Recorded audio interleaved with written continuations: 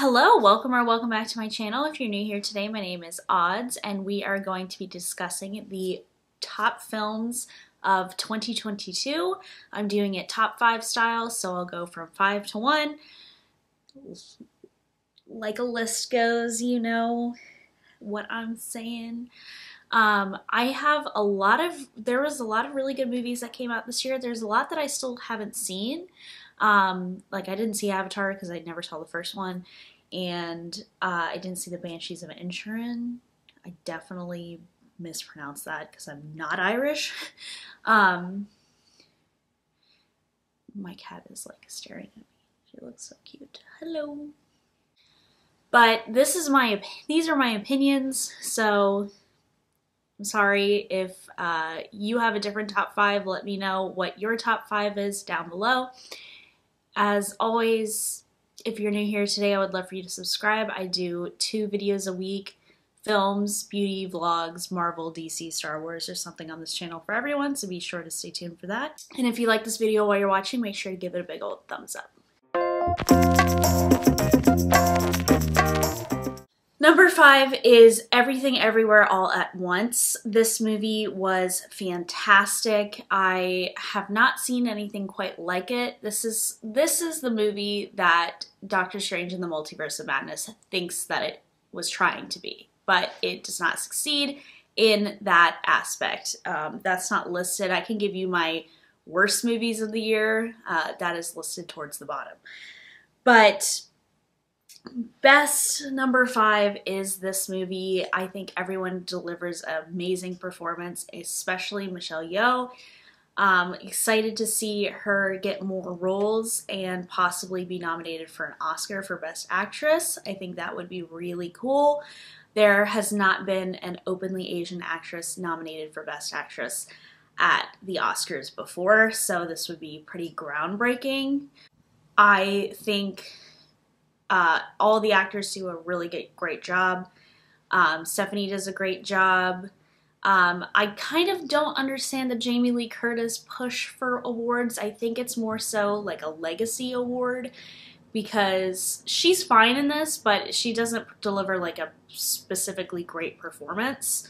So that's interesting to see. But I really loved this movie. I think it's really good. It's definitely really hyped up, and it should be. The editing in this movie is fantastic. That's probably the star of this, is the editing in this movie. But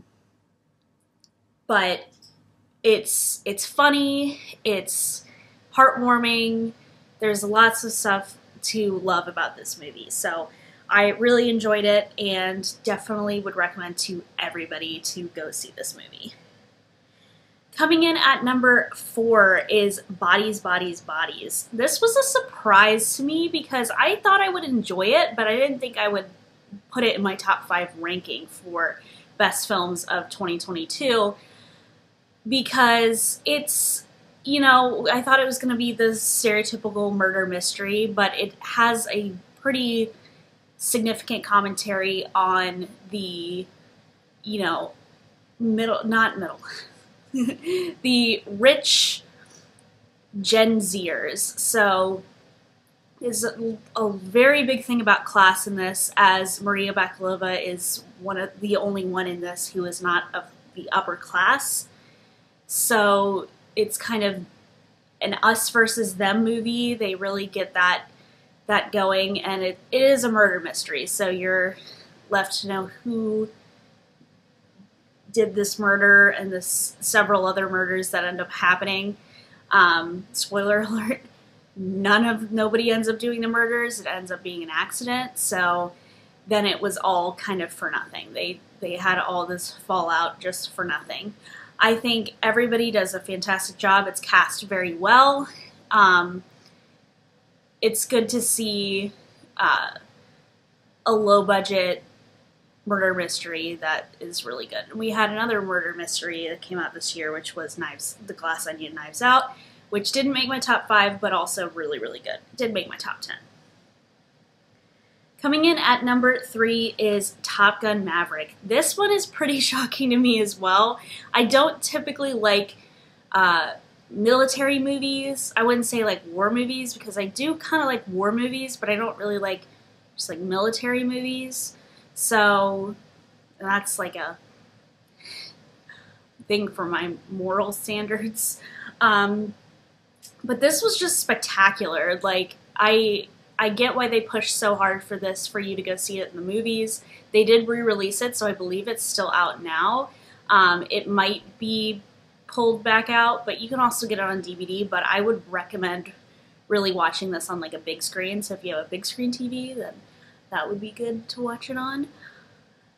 There's not much I can say that's different from the rest of these movies. Like, again, I think the cast is fantastic. They do really well. It's a good ensemble piece. And the story itself is pretty good. Apparently, it's pretty similar to the original Top Gun, which I never saw. So you can take that with a grain of salt. Some people really don't like this movie. Some people do really like this movie. I think that's, again, it comes down to personal preference. So it's just whatever your opinions are on this. And that being said, I don't really love Tom Cruise, but it was good enough to look past. Coming in at number 2 is The Batman. When I saw this movie when it came out in March, I thought this was going to be my number 1 movie of the year, but something did beat it out. It is what all of these superhero movies are trying to be.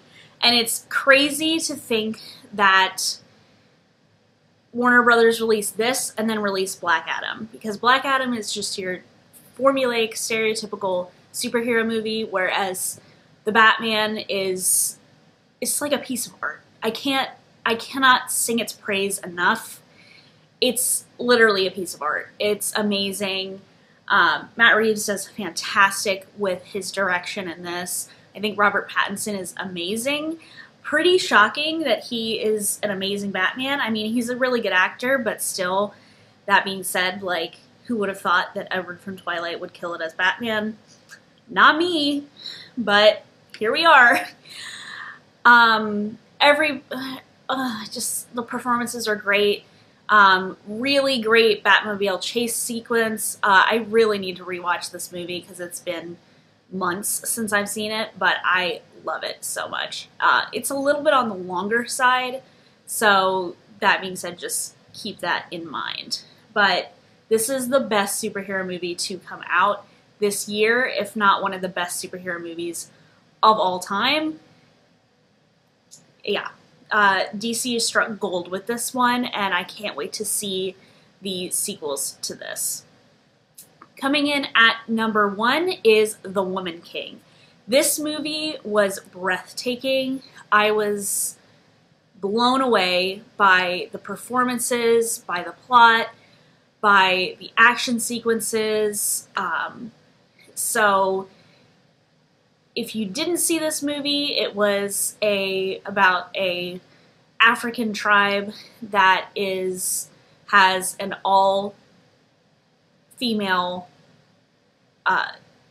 warrior, all-female army, and they go and are at odds with another kingdom. Slavery is addressed in this. I know that a lot of people were trying to boycott this movie because they thought that the specific tribe that is their protagonists of this did participate in the slave trade, but that's literally addressed in this movie, that they don't want to participate in the slave trade going forward. There is a strong mother-daughter relationship in this, and you see amazing performances by Viola Davis, who I know is going to get snubbed at the Oscars because this performance is really, really good. I think Lashana Lynch also does really, really good, as well as the young actress who plays like our main protagonist. I don't remember her name. She is like a newcomer. So it would be really devastating to see this movie not get the recognition it deserves, but it kind of already is like that. It's not getting nominated for like Best Picture or anything like that. So I really hope I'm wrong and that the Oscars come through and nominate this for awards, but we'll have to see about that. It looks like the Golden Globes didn't, so we'll have to see about how the Oscars are when they come out. So yeah. But thank you guys. That is it. Those are my top 5 movies of the year. Let me know again down below what your top 5 movies were. Are they similar? Did we have similar interests? Are they absolutely different? Let me know down below. But thank you guys so much for watching, and I will see you on Thursday with a new video, my last video before Christmas. Happy holidays. Take care. Bye.